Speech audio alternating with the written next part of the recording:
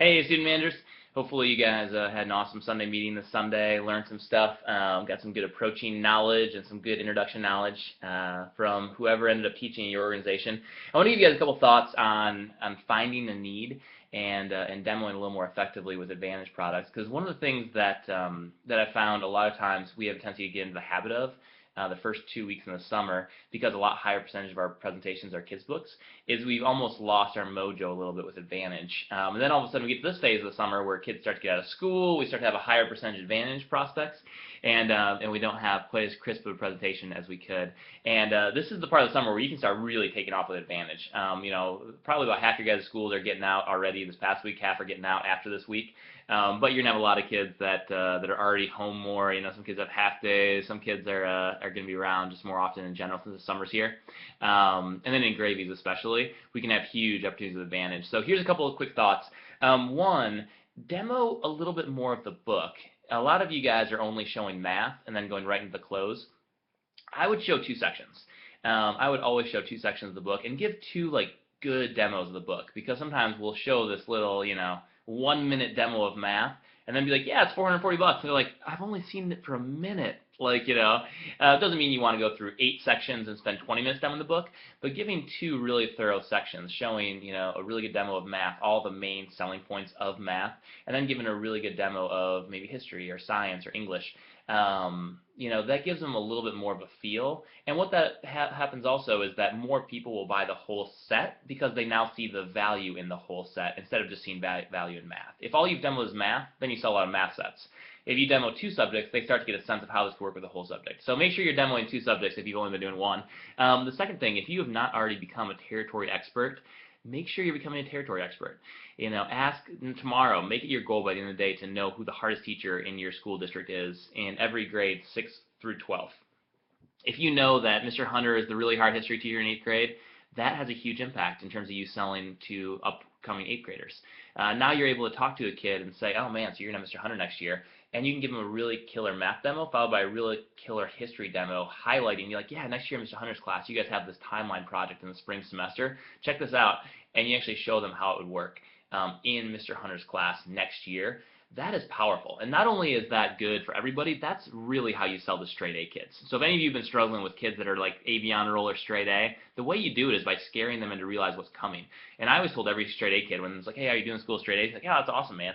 So which subjects are supernatural? This is a really good question to ask. Which subjects are supernatural for you? For me, I was a straight A all the way through school. I got, math was pretty simple. History and English, I had to work for my grades. Which one of those subjects you have to work a little bit more for? And then whenever they tell you, it's great to go demo math and that. Or if there's a pain point coming up, if they're like, well, I don't know, everything's not too bad so far, then you really hit Mr. Hunter's history class. But you need to have something to go off of. You need to have something to demo that kid. And once you get good at it, straight A kids are the easiest. They're the most fun. They care about their grades. Their parents care about their grades. And it's pretty simple. But you have to know your district well. And then you have to ask questions and figure out, okay, what would be the real reason why this kid should buy? And if you do that, you'll have a lot of success with that. So get to know your district really well. Point 1, actually use that information. Secondly, how are you doing at names? How are you doing at names? Are you actually attaching a name to every selling point now that you've actually had a few customers and saying, yeah, I think one of the reasons why the Smiths decided to sign up was, she was saying how just the kids are getting busier and busier. They're getting more and more homework. They have less and less time to do it. And are you using names in the 20/80 rule? Especially if you've had any teachers buy, that should definitely be the name you attach to the 20/80 rule. I don't know if you know Ms. Peterson. Ms. Peterson teaches over at the high school. She's the AP English teacher. She bought these for her daughter, Samantha. And, the biggest thing, we were talking about the fact, and then I'll draw out the 20/80 rule, is that, only 20% of the grade are research papers and reports. And she felt like as a teacher, and even, most parents just with the internet have a lot of access to resources that help with research. But she was saying that even as a teacher, there's not really a lot of stuff out there to help out with the nightly grind. If the kid's studying for Revolutionary War quiz, you can't really Google Revolutionary War. You get, 8 million websites. You have no idea what's curriculum-based. You have no idea what's going to be on the quiz the next day. And that's exactly what these are designed to help out with. That's one of the reasons why she bought for Samantha. And the more you're using names, the more people are like, oh, okay, cool. If you're doing that, it'll have a huge impact. Your presentation will really pop. The other thing, this is something I've heard from a lot of you, and in the DC area, you have a higher education threshold for a lot of people. A lot of educated people like to do research. So you have a lot of people that are like, oh, well, do you have a card? Can you come back? I'd like to do research. When I sold in really ritzy areas, that had a little more money, a little higher education level, I would answer that on the front end slightly differently. Not that different from the sales talk, but I would go through the sales talk, give a buying atmosphere, like, hey, Miss Jones, if you like them, great. If not, totally no big deal. Honestly, I think the biggest thing you should take a look at and think about is, would my kids use them? Most moms tell me, like, if the kids will use them, it's kind of a no-brainer. I want to have the best for my kids with education, but I do want to make sure it's not going to sit around and collect dust. And you actually talk about that on the front end before you sell the books. And then a lot of moms, what they'll do is be like, yeah, absolutely. And be like, cool. Well, the thing I've heard from a lot of families is it's a pretty easy decision. This isn't a huge purchase. It's not a big price point. I'll show you the books and break down the packages for you. But you'll probably know within 2 or 3 minutes whether or not it's something the kids would really use. If you think they'd use it, then let's get a set for you. I actually have my car with me today. You can have them today. Or I can deliver them at the end of the summer if you prefer, or right before school starts. And if you look at them and you're not interested, that's okay too. But it'll probably be a pretty easy decision. So if you could, though, let me know one way or the other at the end if you did want to purchase a set. That'd be great, because I do have to catch up with every family in your district, and you have a pretty big district. So sound fair? And then I was like, oh yeah, cool. But you kind of plant that seed in your head of like, this is a pretty quick decision. It's a pretty easy decision.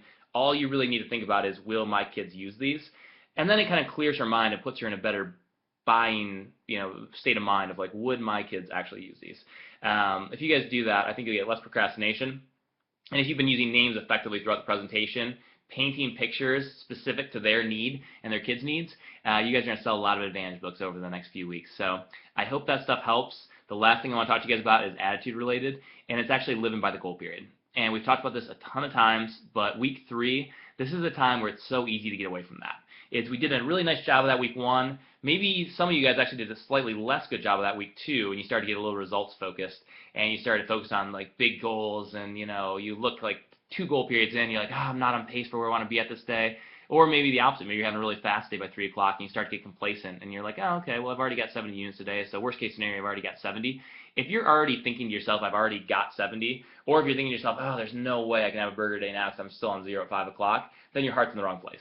If you're living by the goal period and you say, I have 2 hours, and my only goal these 2 hours, I want to go find 7 families home that I can impact, whether it's through a smile, a laugh, or actually through my products.